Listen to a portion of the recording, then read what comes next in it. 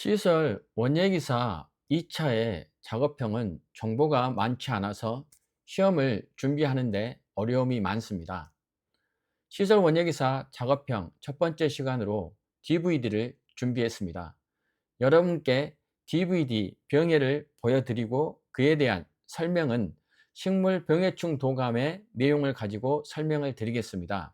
그리고 두 번째로 DVD 모의고사를 진행해서 그 시험과 유사하게 작업형 시험과 유사하게 진행하도록 하겠습니다. 사진의 추천은 다음과 같습니다. 기관, 농업 관련 기관에서 게재해 놓은 사진이나 그 다음에 언론사에서 내보낸 기사에 실린 사진, 그리고 일부 티스토리, 블로그, 네이버 카페를 운영하신 분들이나 그리고 거기에 회원들이 올렸던 그 사진을 가지고 설명드리도록 하겠습니다. 국가농작물 병해 관리 시스템에 있는 가지 갈색 무늬병입니다. 식물 병해충 도감에는 페이지 305페이지에 설명이 있습니다. 이 잎을 보시면 병징 징계가 이렇게 뚜렷합니다. 그리고 부정형의 갈색이고 오래되면 중앙에 회백색으로 변하면서 여기에 동심육문이 형성이 됩니다. 가지 갈색 무늬병이며 월간 원예에 실렸던 사진입니다. 열매에서는 이게 탄저병과 약간 이렇게 탄저병과 이렇게 비슷합니다. 그리고 비슷하지만 회갈색의 커다란 이렇게 회갈색의 커다란 병만들이 형성이 되고 또 그 표면에 윤문 모양이 이렇게 작고 검은 점들이 이렇게 있습니다.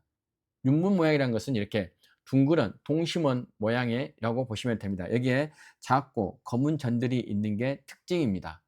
이게 바로 가지 갈색 무늬병입니다. 가지 균액병입니다. 여기에 이렇게 보시면 이렇게 흰 털들이 여기에 이렇게 흰 털들이 보입니다. 이게 가지, 줄기 가지에 나타난 가지 균액병입니다. 이렇게 전체적으로 곰팡이균이 지금 퍼져 있습니다. 가지 균액병 두 번째 사진입니다. 이렇게 여기 보시면 기주, 가지가 보이고 여기에 대한 이쪽에 보시면 이쪽에 흰색 털들이 지금 보이고 있습니다. 이 사진이 가지 균액병입니다. 가지의 잿빛 곰팡이병입니다. 잎을 보시면 이렇게 대형 병반이 이렇게 형성이 됩니다. 국가농작물 병해 관리 시스템의 사진이며 그리고 도감에는 페이지 306페이지에 설명이 나와 있습니다. 그리고 여기에 사진이 없는데 유가는 갈색으로 움푹 패인 병반과 이렇게 회색의 곰팡이가 형성되고 신초와 과실은 갈변하면서 곰팡이가 형성됩니다. 가지의 잿빛 곰팡이 병입니다. 티스토리 푸른 하늘님 사진입니다. 여기는 가지의 착색 불량가입니다. 가지의 착색 불량가. 이것은 광량이 부족하거나 또는 고온기의 호흡작용으로 양분이 소모될 때 이게 만들어집니다. 보시면 가지의 진한 자색이 아니라 엷은 자색, 이렇게 엷은 자색이며 그리고 여기 녹색 비슷한 이러한 그 착색 불량이 됩니다. 아니면 옅은 보라색이 된 거죠. 그래서 고유의 가지의 색상이 없습니다. 이게 바로 가지의 착색 불량과입니다. 고추 탄저병 사진입니다. 이 사진은 농업아르미님 블로그에서 나온 사진입니다. 그리고 도감에는 페이지 386페이지에 있습니다. 열매는 수침상에 이러한 작은 반점이 생겨서 결국 점점 더 갈색으로 변하고 병든 부분이 이렇게 오목하게 되고 병든 부분이 병반이 확대되고 둥근 견무늬가 발생합니다. 주로 중간에서 봤을 때 위쪽에 많이 발생을 하게 됩니다.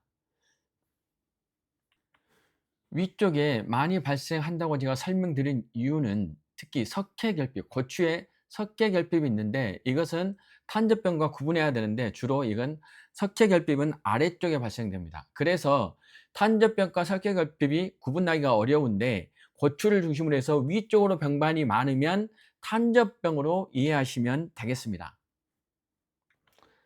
이 사진도 고추 탄저병입니다. 이 사진은 농업은 과학이다 블로그님, 농업은 과학이다 블로그에서 가져온 사진입니다. 보시면 빨간 고추에도 이러한 고추 탄저병이 발생을 합니다.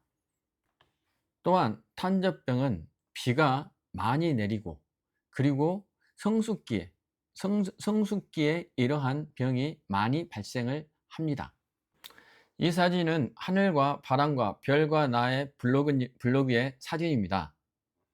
여기 보시면 탄저병과 석계결핍을 정확하게 구분해 놨습니다.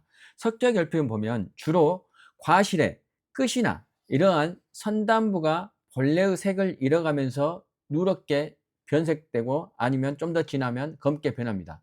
그리고 탄저병과의 구분 포인트는 석계결핍은 이렇게 아래쪽에 주로 나타나고 탄저병은 중간을 이렇게 했을 때 주로 위쪽에서 발생한다는 겁니다. 여기에 탄저병과 석계결핍은 하늘과 바람과 별과 나 님의 블로그에 아주 자세히 설명되어 있습니다. 농업은 과학이다 님 블로그입니다. 여기서도 보면 석회결핍을 아주 뚜렷하게 확인할 수 있는 그러한 사진입니다. 보시면 과실의 이 선단부, 이 끝부분이 원래의 색을 잃으면서 이렇게 누렇게 변하고 점점 더 이렇게 누렇게 변하다가 시간이 지나면서 이렇게 검게 변색이 됩니다. 이게 또 일부 책에서는 이게 석회결핍을 칼슘 결핍이라고도 하는데 시험 본 분들의 의견에 따르면 석회결핍으로 하는 게 좋다고 하니 이 사진을 봤을 때 석회결핍이라고 꼭 쓰도록 해 주시기 바랍니다. 국가농작물 병해충 관리 시스템의 사진입니다. 고추 역병입니다. 7월 이후에 7월 장마 이후에 이렇게 급격하게 이제 전체적으로 병이 퍼지게 되는데 보시면 이렇게 전체가 이렇게 시듭니다. 그리고 이에 대한 자세한 내용은 도감의 페이지 389페이지에 있으니 참조하시기 바랍니다. 충청 투데이에 실린 사진입니다. 고추 역병을 보시면 이렇게 뿌리 부분에 이렇게 움푹 패인 이러한 부분이 보입니다. 그래서 이게 전체가 이러한 뿌리가 정확하게 활동을 하지 못하면서 전체가 심하게 시듭니다. 이게 바로 고추 역병입니다. 다음은 토마토입니다. 이 사진은 주식회사 누보의 블로그에 있는 사진입니다. 이 같은 경우는 토마토 공동가로서 토마토가 이렇게 과육이 이렇게 가득 차야 되는데 이쪽 부분이 이렇게 잘라보면 비어 있습니다. 이게 토마토 공동과 비어있는 공동과입니다. 이거 같은 경우는 호르몬 과다처리 시 발생을 합니다. 토마토 배꼽 썩은병입니다. 토마토 배꼽 썩은병은 생리적인 장애로 칼슘이 부족하기 때문에 발생을 합니다. 증상은 어린 과실에서 주로 발생을 하고 배꼽 부분이 수침상으로 되다가 점차 병반의 크기가 확대 흑갈색으로 함몰합니다. 그래서 주 원인은 과실 비대기에 석회가 부족할 때 토마토 배꼽 썩은병이 발생을 합니다. 사진처럼 이렇게 배꼽 부분이 토마토의 배꼽 부분이 심하게 썩어 갑니다. 이 사진도 토마토의 배꼽 썩은병입니다. 이것은 텃밭의 커피향님의 블로그에 있는 사진입니다. 토마토 이상줄기입니다. 토마토 이상줄기. 이게 보시면 줄기에 이렇게 보시면 절간이 짧아지고 마디 사이가 짧아지고 이 사이로 세로가 약간 이렇게 움푹하게 들어가면서 갈변 현상이 나타납니다. 이것은 쑥쑥 식물병원 블로그의 사진입니다. 이에 대해서 이러한 원인이 나타난 것은 몰리브덴의 결핍 증상이 원인이라고 합니다. 오른쪽이 토마토 이상 줄기의 사진입니다. 보시면 이렇게 이 사이로 마디 사이로 절간이 짧아지고 이 마디 사이로 약간의 세모로 다시 또 움푹하게 들어가 있습니다. 이것은 농업인가의 동행님 블로그의 사진입니다. 토마토의 이상 줄기. 농업은 과학이다 블로그의 토마토 탄저병 사진입니다. 토마토의 탄저병은 주로 과실에 발생을 하는데 완숙가에 많이 발생을 합니다. 이것도 완숙, 빨갛게 다 익은 완숙가죠. 여기에 많이 발생을 하고 과실 표면에 수침상, 그러니까 물방울 모양의 소반점이 생겨서 윤문상의 병반, 이렇게 동그란 원형의 병반을 연상하고 여기에 다몽색, 그러니까 빨간색의 점질물이 분비되고 움푹하게 이렇게 함몰이 되어 있습니다. 여기에서 빨간색 물이 흘리기도 합니다. 그래서 이러한 탄저병은 완숙가에 많이 발생한다. 이거 같은 경우는 토마토의 탄저병. 국가농작물 병해관리 시스템 사진입니다. 수박, 이것은 기주가 수박이며 수박의 덩굴 마른병입니다. 수박 덩굴 마른병. 여기 보면 주로 어디에 발생하냐 그러면 잎, 줄기, 과실 등에 발생하는데 처음에 이렇게 회갈색으로 이렇게 불규칙한 병반이 생기고 줄기가 이렇게 마릅니다. 그리고 뭐 벌레가 파먹은 듯한 그러한 모양을 가지고 있습니다. 도감에는 페이지 271페이지입니다. 이 사진도 수박 덩굴 마른병입니다. 수박 덩굴 마른병. 마치 여기가 보시면 벌레가 파먹은 듯한 모양입니다. 수박 덩굴 마른병. 국가농작물 병해충 관리 시스템 사진입니다. 수박 덩굴 쪼긴병입니다. 수박 덩굴 쪼긴병은 과도한 습기와 건조 반복으로 줄기가 팽창, 수축이 반복되면서 덩굴에 이러한 균열이 생겨서 발생합니다. 이게 수박 덩굴 쪼긴병입니다. 덩굴 쪼긴병. 도감에는 페이지 272페이지에 있습니다. 뉴스원의 수박 덩굴 쪼긴병 사진입니다. 보시면 덩굴에 이렇게 균열이 발생합니다. 이 사진도 수박 덩굴 쪼긴병. 성문호 박사님 블로그입니다. 이것은 수박 마그네슘 결핍증입니다. 수박의 마그네슘 결핍증. 이것은 착가 위에 이런 입마름병이나 흑갈색 잔점이 생기고 이 가장자리가 이렇게 말려 올라가면서 고사를 합니다. 마그네슘 결핍증. 처음에 이렇게 흑갈색의 반점이 점점점 생겨서 이게 점점점 더 확대되는 그러한 겁니다. 이 모양도, 이 모습도 마그네슘 결핍증입니다. 수박의 마그네슘 결핍증. 이 사진이 더 확실합니다. 이렇게 흑갈색의 잔점이 생겼다가 점점점 더 확대되면서 이와 같이 병반이 흑갈색 잔점이 더 커지고 가장자리가 말라 올라가면서 이렇게 고사가 되는 게 수박 마그네슘 결핍증입니다. 농촌진흥청 사진이며 이것은 수박 탄저병입니다. 보시면 부정형의 회갈색 반점이 점점점 더 커지고 잎은 이렇게 마르게 됩니다. 마르게 되고 이거 같은 경우는 이 탄저병 같은 경우는 고온 다습한 환경, 특히 여름철과 가을철 노지에 많이 발생합니다. 수박 탄저병. 이건 도감의 페이지 269페이지에 있습니다. 플랜트로그 블로그의 사진입니다. 보시면 수박 탄저병에 대한 내용의 잎과 그리고 과실에 명확하게 보여주고 있습니다. 부정형의 이러한 회갈색 반점이 생기고 병반이 점점점 더 이게 확대되면 잎은 고사하게 됩니다. 그리고 과실에도 비슷한 병반이 이렇게 생깁니다. 수박 탄저병. 더불어 이 사진은 고추 탄저병입니다. 고추 탄저병.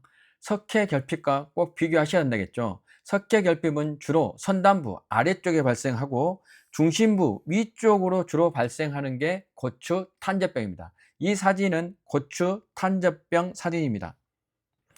토마토 탄저병 사진입니다. 토마토 탄저병은 주로 완숙과에 많이 발생한다고 그랬죠. 그리고 과실 표면에 이렇게 수침상에 소반점이 생겨서 점점 커지고 다몽색의 점진물이 분비되고 움푹하게 함몰된다. 이 같은 경우는 토마토 탄저병. 농업은 과학이다님 블로그입니다. 이 사진은 오이 곤봉감입니다. 이 오이 곤봉과는 포기가 노화되니까, 그러니까 이게 늙은 포기에서 발생을 하고 양분 부족으로 발생합니다. 마치 씨가 없는 이러한 부분에서는 움푹 들어가고 이렇게 곤봉처럼 이렇게 생겨서 이걸 오이 곤봉과라고 합니다. 오이 곤봉과. 이건 사진만 봐도 쉽게 구별할 수 있습니다. 오이 곤봉과. 오이 곤봉과는 좀 전에 말씀드린 것처럼 포기가 노화되고 영양 부족이 겹치면서 과일의 종자가 없는 부분은 상대적으로 비대가 불량해지면서 곤봉과가 생깁니다. 오이 곤봉과. 국가농작물 병해충 관리 시스템 사진입니다. 오이 검은별 무늬병입니다. 오이 검은별 무늬병.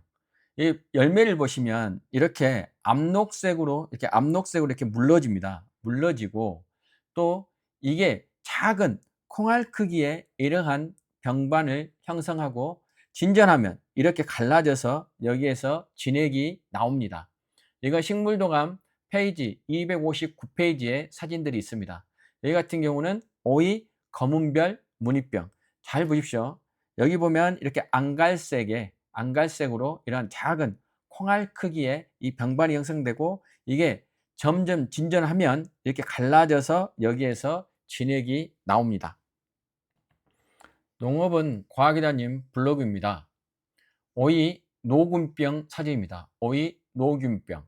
이거 같은 경우는 입에 이러한 수침상의 물방울 모양의 병반을 형성하고 점차 이게 점점 이렇게 커지면 이게 갈색으로 변색되고 이렇게 연맥 주변으로 이렇게 계속 연맥 주변으로 형성이 됩니다. 왼쪽 같은 경우는 습이 많을 때고 오른쪽은 건조할 때입니다. 이게 오이 녹균병입니다. 도감에는 페이지 258페이지입니다. 유로 퍼티발린 블로그입니다. 오이 세균성 전문이병입니다. 입에 이렇게 작고 노란 반점이 이렇게 형성이 됩니다. 이건 오이 세균성 전문이병. 오이 세균성 전문이병.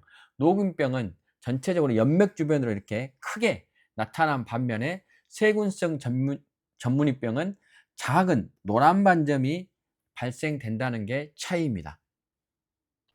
국가농작물 병해충 관리 시스템 사진입니다.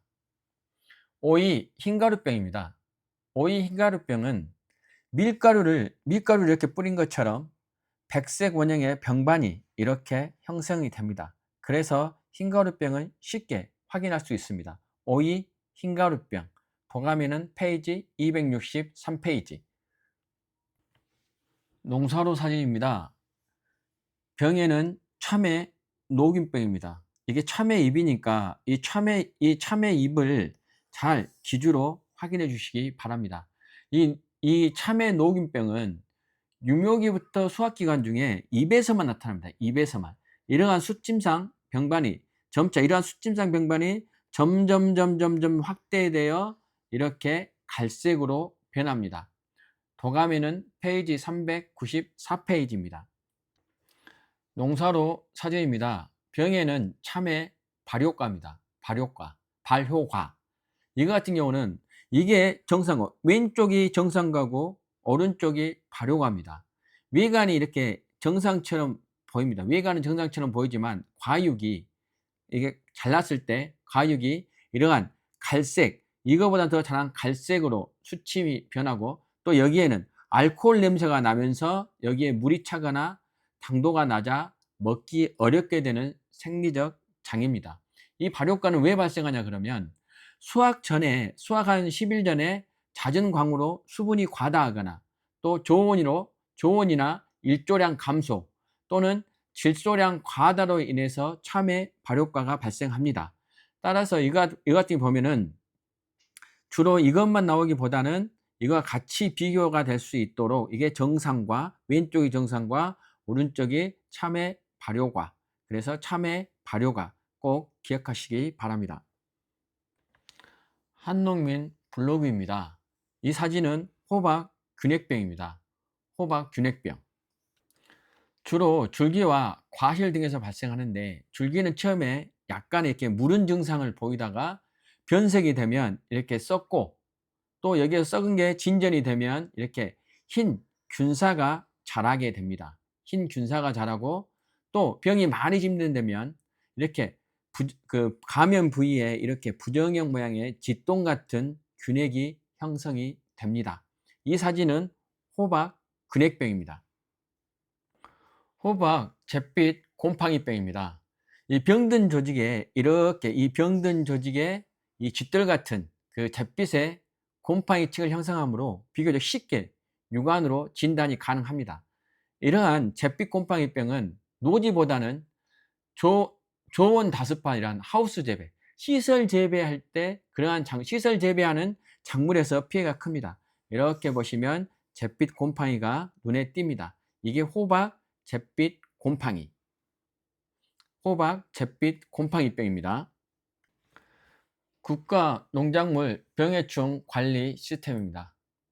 이것은 상추의 심부패증입니다. 심부패증은 이게 상추고 수침상 병반이 이렇게 확대가 돼서 이 그루, 이 포기 전체가 물러서 썩습니다. 이건 상추 심부패증, 상추 심부패증입니다. 초심자의 행운님 블로그입니다. 이 사진은 상추 잎끝 마른병, 상추의 잎끝 마른병입니다. 이 잎끝 마른병은 주로 수분이 과다해서 잎끝이 이렇게 갈변이 되는 현상입니다. 상추 잎끝 마른병. 국가농작물 병해충 관리 시스템 무무름병입니다. 무무름병. 무무름병은 세균의 일종으로 이게 다범성, 그러니까 여러 작물에 이러한 무름병이 발생합니다. 물론 배추에도 발생하고. 그래서 이러한 그 무름병은 뿌리 부패 후에도 뿌리가 부패하면서 잎도 부패하고 포기 전체가 부패합니다. 그래서 무의 무름병은 세균병의 일종으로 여러 작물에서 발생을 합니다. 병해충 식물도감에는 338페이지입니다. 이것도 무무름병 사진인데, 보시면 뿌리 전체가 이렇게 부패함으로 인해서 이까지 다 부패가, 포기 전체가 부패합니다. 세균의 일종으로서 다범성이고 무무름병. 농업은 과학이다님 블로그이고, 이 사진은 무바람들입니다. 무가 보시면 이렇게 정상적으로 조직이 치밀하지 않고 이렇게 공간 이렇게 비어 있습니다. 이게 무바람들이. 이러한 무바람들이의 원인은 수분 관리가 불규정하거나, 또 일조가 나쁘거나, 밤에 고온이 지속되고, 또 풍소 칼슘의 부족, 또는 질소 과다 등이 발생할 때 무의 바람들이가 발생합니다. 무의 바람들이 역시 외관은 멀쩡한데 이걸 잘라봤을 때 조직에 이러한 현상이 나타납니다. 무바람들이. 농업은 과학이다 블로그입니다. 배추 무사마귀병입니다. 배추 무사마귀병, 이걸 뿌리혹병이라고 하는데 정확하게 배추 무사마귀병으로 꼭 써주시기 바랍니다. 여기에 이거 같은 경우는 이게 토양 전염성이고, 이건 끈적균입니다. 끈적균류. 그러니까 약간 이제 미생물이라고 보시면 됩니다. 끈적균류고, 이건 십자가 작물에 모두 발생합니다. 이렇게 혹처럼. 그래서 무사마귀병. 이거 십자가 그 배추가의 작물, 그러니까 배추, 무, 양배추, 그래서 십자가 작물에는 모두 발생한다고 보시면 됩니다. 이건 도감의 323페이지에 있습니다. 농업은 과학이다님 블로그입니다. 여기는 배추 무름병입니다. 배추 무름병. 여기 보시면 하이엽의 잎자루 또는 줄기의 달걀색 수침상의 병반이 급속도로 확장해서 잎까지 확산이 됩니다. 그래서 결국에는 이러한 결구내가 부패를 하게 됩니다. 배추에서 가장 큰 병입니다. 이 무름병. 마찬가지로 무무름병처럼 배추 무름병도 세균성 병원균입니다.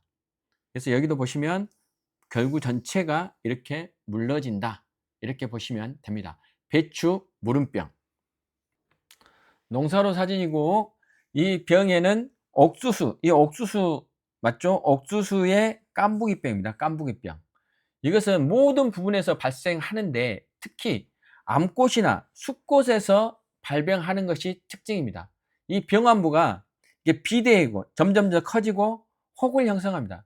처음에는 이렇게 하얀색으로 있다가 이게 점차 흑색으로 있으면서 이게 나중에 흑색 가루로 비산해서 다른 쪽에 전염이 됩니다. 옥수수 깐부기병. 병환부가 이렇게 비대하고 혹처럼 보입니다. 이건 옥수수 깐부기병, 옥수수 깐부기병. 그리고 식물 병해충 도감에는 383페이지에 있습니다. 딸기 흰가루병입니다.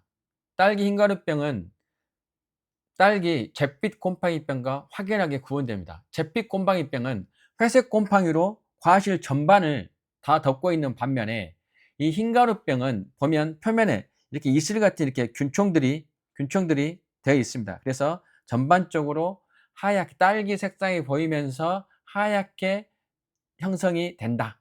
그래서 이 같은 경우는 딸기 흰가루병. 그래서 딸기 잿빛 곰팡이병과는 명확하게 구분이 되기 때문에 혼동될 염려는 없습니다. 그리고 흰가루병은 과실뿐만 아니라 입에도 자주 나타납니다. 이 사진은 딸기 흰가루병 입에 나타난 겁니다. 이렇게 하얀 밀가루를 뿌린 것 같은 그러한 균총이 그러한 모습, 그래서 하얀 균총도 형성이 되고 있습니다. 우리가 오이 흰가루병도 공부를 했었는데 결국은 이 기주식물을 보고 답을 써야 될 수도 있습니다. 그래서 이게 오이 흰가루병, 또 이건 딸기 흰가루병. 그래서 기주식물의 잎도 잘 확인하시기 바랍니다. 지성아빠의 나눔세상 카페에 올라와 있는 사진입니다. 이건 대추나무 빗자루병입니다. 이 가지와 잎을 보면 이게 이쪽이 정상적이지만 이거 같은 경우는 아주 총생이 있어 가지고 밀집해 있습니다. 그래서 가지와 잎이 위쪽으로 무성하게 총생하여 빗자루 모양이 된다고 해서 이걸 빗자루병이라고 합니다. 대추나무 빗자루병. 대추나무 잎을 보시면 이렇게 해 가지고 이런 식의 연맥이 4개 정도가 있는 게 보입니다. 이게 대추나무 빗자루병. 국가농작물 병해충 관리 시스템의 사진입니다. 배나무에 배갈색 썩은병입니다. 이 보시면 이렇게 갈색으로 이렇게 썩어 있죠. 초기에는 이렇게 2~3mm의 작은 연갈색 반점이 형성되다가 점차 이게 확대가 되면서 이렇게 움푹 들어가면서 썩습니다. 그 때로는 이 표면에 백색의 균사, 곰팡이를 형성해서 언뜻 보기에는 견무리병하고 유사하지만 이거 같은 경우는 둥그렇게 윤문 현상이 없습니다. 그래서 윤문 증상이 없는 게 배갈색 썩은병입니다. 앞의 사진과 달리 이것은 처음에 초기에 이렇게 조그만 반점이 앞의 사진처럼 커진다, 이렇게 보시면 되겠습니다. 국가농작물 병해충 관리 시스템 사진입니다. 배나무 붉은별 무늬병입니다. 보시면 이렇게 붉게 이렇게 나타납니다. 이게 보통 이게 향나무 녹병에서 하는 기주교대인데 이 같은 경우는 5월 달에 이 표면에 이렇게 황색 반점이 나타나 윤기가 있는 이렇게 등황색, 오렌지색으로 변합니다. 이게 점점 부풀어 올라서 갈색으로 변하고 잎 뒷면에는 털 모양의 수포자기가 형성돼서 상당히 봤을 때 이게 좀 기분이 안 좋은 그러한 모습입니다. 그래서 이러한 배나무의 붉은별 나무병은 장미과 수목, 그러니까 뭐 모거라든가 사과, 명자나무 이런 데는 모두 이러한 붉은별 무늬병이 생깁니다. 그리고 이게 배나무라는 거 꼭 잘 봐두시기 바랍니다. 배나무 붉은별 무늬병. 이 사진은 똑같이 배나무 붉은별 무늬병인데 이게 이 털 모양이 이렇게 수포자기가 나타나서 상당히 이렇게 징그러운 모양입니다. 그래서 이게 배나무 붉은별 무늬병. 복숭아 잿빛 무늬병입니다. 복숭아나무 잿빛 무늬병. 잿빛 곰팡이병이 아니라 잿빛 무늬병입니다. 이건 과실의 피해가 가장 큽니다. 그런데 이게 잎하고 가지에도 발생을 합니다. 그리고 처음에는 이렇게 과실 표면에 갈색 반점이 생겼다가 이게 점차 확대되면서 D형이 원형 병반으로 형성되고, 오래된 병반에는 이렇게 회색의 포장덩이가 무수하게 형성되고, 이게 거의 끝부분입니다. 과실 전체가 이게 부패하고 심하면 악취를 발산하는 게 복숭아나무 잿빛 무늬병입니다. 이 사진도 마찬가지로 복숭아나무 잿빛 무늬병입니다. 복숭아나무 잿빛 무늬병. 복숭아나무 흰가루병입니다. 이거 같은 경우는 잎에 하얀 밀가루를 뿌린 듯한 그러한 모양입니다. 그래서 흰가루병은 잎과 과실이 나타나는데, 이것은 복숭아 잎에 나타난 그러한 흰가루병입니다. 그리고 복숭아 나무는 잎이 이렇게 좀 약간은, 지금 사진이 넓어서 그런데 이렇게 길쭉한 약간 날카로운 그러한 형태의 모양입니다. 이건 복숭아나무 잎의 흰가루병. 그래서 복숭아나무 흰가루병. 이 사진은 한국농정신문에 실린 과실에 나타나는 복숭아나무 흰가루병입니다. 이렇게 보면 흰색 버짐 형태로 이런 식으로 나타나는데, 여러 군데 나타날 수 있습니다. 이게 복숭아나무 흰가루병. 농사로 사진이고, 이 사진은 사과나무 불안병입니다. 이 불안병은 주로 이 주간이나, 그러니까 큰 줄기나 이러한 가지에서 발생을 하는데, 처음에는 이렇게 수피가 이렇게 갈색으로 이렇게 부풀어 오릅니다. 부풀어 올라서 이게 쉽게 벗겨지고 여기에서 알코올 냄새가 납니다. 그래서 병안부가 건조하면 수분을 상실하고 함몰하게 되면 표면 흑색의 이러한 병자각이 형성돼 됩니다. 그래서 흑색표면의 작은 점. 그리고 여기 보시면 이런 식으로 이 병안부가 이렇게 건조하면 수분을 상실하고 이런 식으로 이제 앞으로 함몰이 되고, 여기에서 알코올 냄새가 난다. 이게 사과나무의 불안병. 이건 병해충 도감 페이지 101페이지에 있습니다. 사과나무 화상병입니다. 때에 따라서는 불마른병이라고 하는데, 정확한 명칭으로 사과나무 화상병 이렇게 해주시기 바랍니다. 이 화상병은 세균성 감염입니다. 세균병입니다. 그리고 감염된 꽃이 이렇게 쭈그러들고 또 짙은 색으로 변해 죽고, 또 감염이 다른 꽃, 가지, 잎 등 이렇게 심하게 해서 새로운 가지나 줄기에 이런 궤양을 형성하게 됩니다. 그리고 사과나무 화상병은 과수의 에이즈락에서 거의 고치지 못하고 예방만이 최우선책입니다. 그리고 화상병이 발생하면 그 과수원을 전체를 다 나무를 제거하고 3년 동안 어떠한 이렇게 작물을 기르지 못합니다. 그리고 이 같은 경우는 과수 화상병 같은 경우는 국가에서 보험적인 측면에서 보장을 해주기도 합니다. 그러면 어린 과실이나 꽃들이 급격하게 시들어서 검게 변해버립니다. 포도 갈색 무늬병입니다. 이 같은 경우는 성숙한 잎에 이게 등황색 내지 이런 흑갈색 병반을 형성을 합니다. 포도나무 갈색 무늬병. 이건 도감의 페이지 152페이지입니다. 이 사진은 포도나무 갈색 무늬병. 포도나무 녹균병입니다. 포도나무 녹균병은 보시는 것과 같이 이렇게 담록색의 부정형 병반이 생기는데, 이 부분을 햇빛에 비춰보면 이렇게 기름에 번진 것처럼 보입니다. 그리고 병이 진전되면 점점 갈색으로 변하고 잎 뒷면에는 순백색의 곰팡이가 밀생하게 됩니다. 이건 포도나무의 녹균병, 즉 잎에 발생한 걸 보여드렸습니다.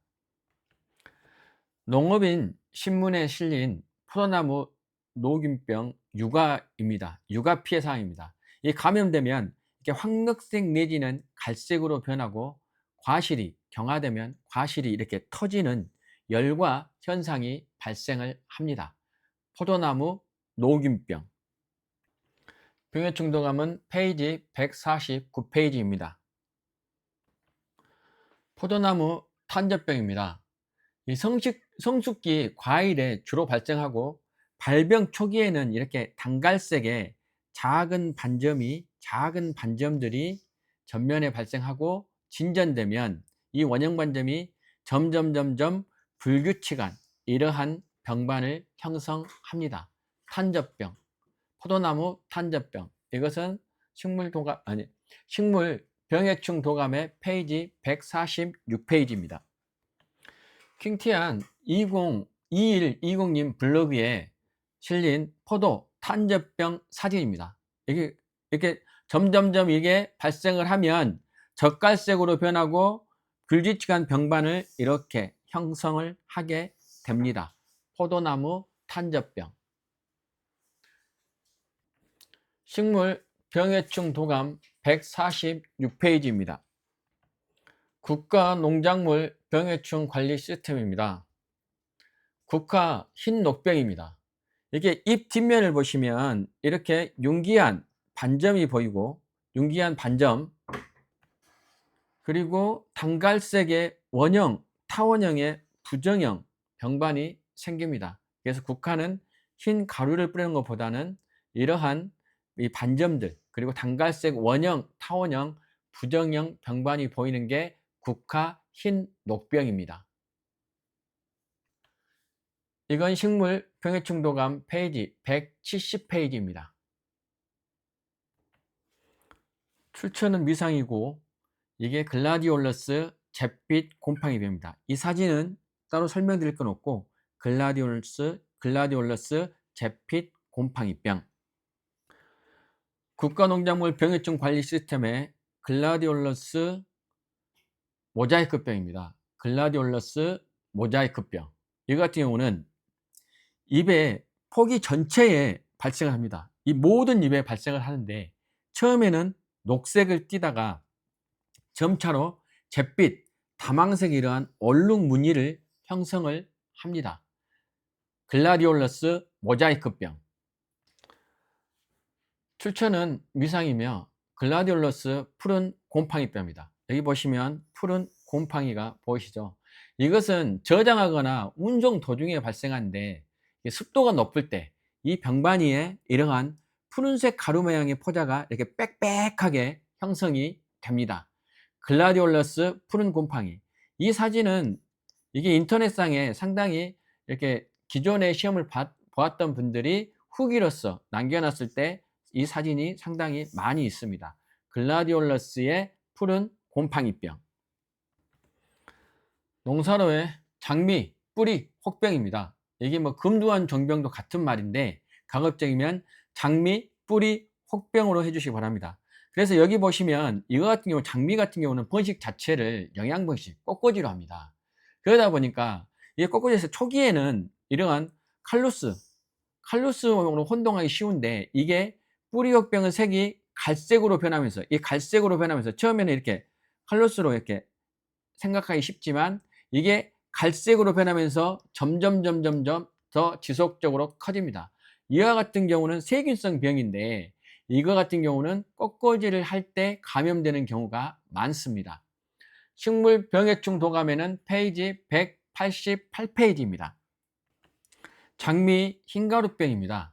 이건 잎이나 꽃자루, 꽃봉오리, 꽃에 다 발생하는데 다른 흰가루병과 비슷하게 이렇게 흰가루를 뿌린 듯이 이렇게 하얗게 나타납니다. 그래서 이게 기주가 장미라는 걸 꼭 확인하시기 바랍니다. 장미 흰가루병. 이것은 식물 병해충 도감 페이지 186페이지입니다. 출처는 위키미디어이며 이건 튤립 모자이크병입니다. 이건 포기 전체에 발생을 하고 잎에 다막녹색의 모자이크가 발생합니다.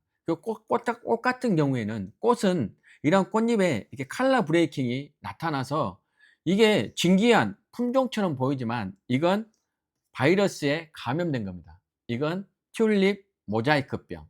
그리고 이게 바이러스에 감염됐을 때 꽃이 더 다른 것과 달리 더 이렇게 아름답게 보여서 한때 이게 상당히 유럽에서 이 재테크로서 영향을 미쳤다가 아주 꽝된 그러한 겁니다. 그래서 이게 튤립 모자이크병.